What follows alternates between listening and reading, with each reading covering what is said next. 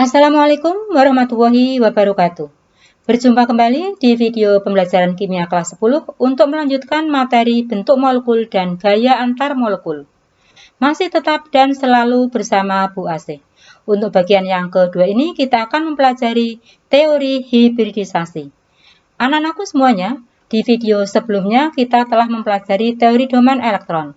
Teori ini dapat meramalkan bentuk molekul. Namun, teori ini tidak dapat digunakan untuk mengetahui penyebab mengapa suatu molekul memiliki bentuk tertentu. Sebagai contoh, menurut teori ini, molekul CH4 diramalkan berbentuk tetrahedron, dan faktanya memang bentuk molekul CH4 adalah tetrahedron. Namun, ternyata teori ini tidak dapat menjelaskan mengapa bentuk molekul CH4 adalah tetrahedron. Nah, teori yang lain dapat menjelaskan mengapa bentuk molekul CH4 adalah tetrahedron, yaitu teori hibridisasi. Ingat bahwa di dalam ikatan kimia selalu melibatkan elektron-elektron valensi. Elektron-elektron berada dalam daerah yang disebut dengan orbital, dan setiap orbital memiliki bentuk dan energi tertentu. Ikatan kimia pada molekul CH4 dapat terjadi karena terbentuknya pasangan elektron antara orbital S atom hidrogen dengan elektron pada orbital P atom karbon. Nah, bagaimanakah bentuk tetrahedron dari pasangan elektron dengan bentuk orbital S dan orbital P itu dapat terjadi? Salah satu pendekatan yang dapat digunakan untuk menjelaskan pertanyaan tersebut adalah konsep hibridisasi orbital. Linus Pauling menyatakan bahwa orbital-orbital pada elektron valensi dapat membentuk orbital campuran atau orbital hibrida. Jadi, konsep orbital hibrida ini dapat menjelaskan keterkaitan antara bentuk orbital dengan bentuk molekul. Nah, apa itu hibridisasi? Dari penjelasan Linus Pauling tadi, maka bisa dikatakan bahwa hibridisasi adalah pencampuran orbital-orbital yang berbeda dari atom yang sama membentuk orbital-orbital baru yang tingkat energinya hampir sama dan bentuknya sama. Atau bisa dinyatakan bahwa hibridisasi adalah peristiwa pembentukan orbital hibrida. Lalu apa itu orbital hibrida? Yaitu orbital-orbital baru yang terbentuk dari proses hibridisasi. Nah, orbital hibrida yang terbentuk pada proses hibridisasi sama jumlahnya dengan orbital yang bercampur. Dan pada hibridisasi ada dua tahap proses yang harus dilalui, yaitu yang pertama, elektron mengalami promosi atau perpindahan ke orbital yang tingkat energinya lebih tinggi. Dan yang kedua, orbital-orbital bercampur atau berhibridisasi membentuk orbital hibrida yang ekuivalen atau dikatakan tingkat energinya sama. Berikut ini adalah hibridisasi dan orientasi orbital. Jika satu orbital S bergabung dengan satu orbital P, akan terbentuk dua orbital hibrida sp. Inilah bentuknya. Dan orientasi orbitalnya adalah linear. Dan jika satu orbital S bergabung dengan dua orbital P, akan terbentuk tiga orbital hibrida sp2. Bentuknya seperti ini, dan orientasi orbitalnya adalah segitiga planar. Lalu, jika satu orbital S bergabung dengan tiga orbital P, akan membentuk 4 orbital hibrida sp3. Ini bentuknya, dan orientasi orbitalnya adalah tetrahedron. Perhatikan, sp2 ini berarti karena P-nya ada 2. sp3 karena P-nya ada 3. Nah, lalu bagaimana kalau hibridisasi ini melibatkan orbital D? Perhatikan keterangan pada tabel berikut. Kita lihat kalau satu orbital S bergabung dengan 3 orbital P dan 1 orbital D, maka akan terbentuk 5 orbital hibrida sp3d. Dan bentuk orbitalnya adalah bipiramida trigonal. Dan jika satu orbital S bergabung dengan 3 orbital P serta 2 orbital D, maka akan terbentuk 6 orbital hibrida sp3d2. Bentuknya adalah oktahedron. Dan ini adalah contoh molekul yang mempunyai orbital hibrida ini. Nah, kemudian perhatikan untuk bentuk orbital hibrida ini kamu ingat saja dengan teori domain elektron yang sudah dipelajari. 2 linear, 3 segitiga fusi, 4 tetrahedron, 5 piramidal trigonal, dan 6 oktahedron. Untuk jumlah 6, 5, 4, 3, 2 ini bisa dilihat dari ini.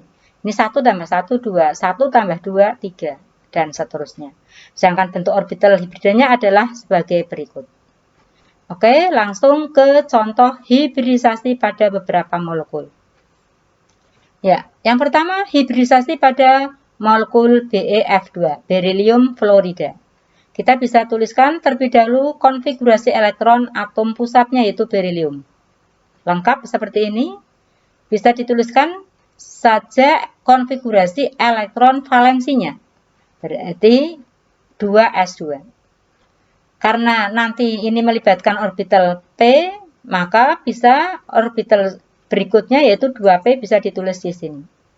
Kemudian buatkan diagram orbitalnya. Ini berisi 2 elektron, 1 orbital berisi 2 elektron.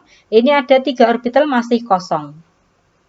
Dan untuk berikatan dengan atom fluor, maka atom beryllium ini harus menyediakan 2 orbital yang mempunyai elektron tidak berpasangan. Berarti ini harus dipindah ke sini. Maka dikatakan ini mengalami promosi. Nah, orbital hasil promosinya adalah demikian. Keadaan yang ini sebelum promosi itu disebut dengan keadaan dasar. Setelah terjadi promosi, maka ini disebut dengan keadaan tereksitasi. Nah, setelah ada 2 orbital dengan elektron tidak berpasangan, maka orbital ini akan bercampur atau bergabung dan siap menerima elektron dari atom fluor. Atom fluor konfigurasinya diagram orbitalnya ini akan masuk ke sini sebanyak 2. Bisa kita gambarkan demikian. Ini kita gunakan warna merah untuk membedakan elektron dari atom beryllium. Nah, keadaan ini disebut pula, ini dihapus saja ya. Keadaan ini disebut pula dengan keadaan terhibridisasi. Berarti orbital yang bercampur adalah 2s dengan 2p. Masing-masing jumlahnya 1. Berarti disebut dengan orbital hibrida sp. Ini yang kosong dibiarkan saja. Nah, kemudian berarti untuk BeF2 orbital hibridanya adalah sp, bentuk orbitalnya adalah linear karena jumlahnya ada 2. Berikutnya hibridisasi pada boron triklorida. Bisa dibuat seperti tadi, kita tulis dulu konfigurasi elektronnya secara lengkap. Kemudian konfigurasi elektron untuk elektron valensinya saja. Kita buat diagram orbitalnya. Seperti tadi, untuk berikatan dengan 3 atom fluor, berarti dia harus menyediakan 3 orbital dengan elektron tidak berpasangan.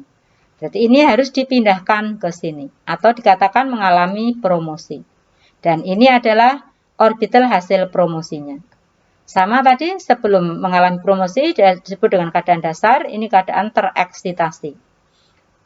Kemudian setelah ini ada 3 orbital tidak berpasangan, maka orbital ini akan bercampur atau bergabung. Dan siap menerima 3 elektron dari 3 atom Cl, 3 elektron valensi ya, dari 3 atom Cl. Maka akan masuk ke sini, bisa kita buatkan demikian. Ya, jadi ini elektron valensi atom Cl, digambarkan dengan yang warna merah. Keadaan seperti ini disebut dengan keadaan terhibridisasi. Kita lihat di sini orbital S dengan orbital P sebanyak 2. Yang ini masih kosong, maka ini disebut pula dengan orbital hibrida sp2. Berarti pada boron triklorida, orbital hibrida sp2 yang terjadi ya sp2, kemudian bentuk orbitalnya adalah segitiga planar. Bentuk orbital gambarnya semacam ini. Oke, langsung kita lanjutkan dengan contoh yang ketiga yaitu hibridisasi pada fosfor pentaklorida. Sama seperti tadi tahapannya, kita tulis konfigurasi elektronnya lengkap. Ini bisa disingkat dengan neon, ya, neon nomor atomnya 10, berarti kita jumlah ini sudah 15. Kemudian dituliskan konfigurasi elektron valensinya saja, dan kemudian dibuat diagram orbitalnya. Untuk berikatan dengan 5 atom Cl berarti harus menyediakan 5 orbital dengan elektron tidak berpasangan.